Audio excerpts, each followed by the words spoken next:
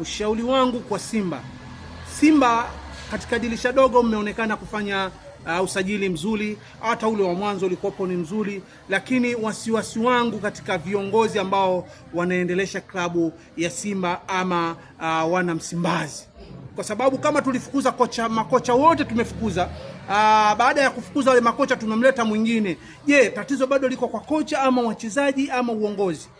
Mimi ninavyojua hata mtoto yoyote yule ambaye kama unaweza kutoka naye na ukaweza kumshawishi kumpa vitu vyovyote, nadhani kila siku atatamani uende naye safari.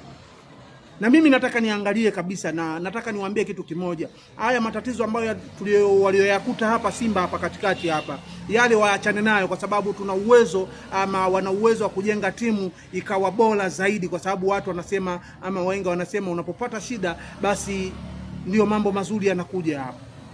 Lakini katika swala la usajili wa Chama, kama wewe ukiwa mshabiki wa Simba, unaona Chama atafanya vizuri, ama mechi yake ya kwanza ulitizama Chama amefanya vipi, ama haiza amekosea ama haiza vipi? Kwa hiyo mimi ninachotaka nijue, mashabiki wa Simba mna mtazamo gani? Kwa sababu nimemwona Mchome na yeye kaposti posti yake, anasema kama mnamhitaji ndani mchezaji mpya basi yeye yupo. Afu Mchome ana tabia ya kuiziaki timu ya Simba.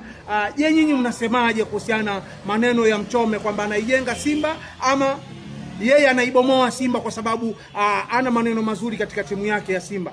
Ni mshabiki ama sio mshabiki? Dondosha komenti yako, niambie hapo kitu gani kinachoendelea kuhusiana na timu ama klabu bora kabisa iko pale Msimbazi. Natarajia uenda mwakani ama hapa katikati au karibuni anaweza kufanya vizuri. Saluti sana mwanangu.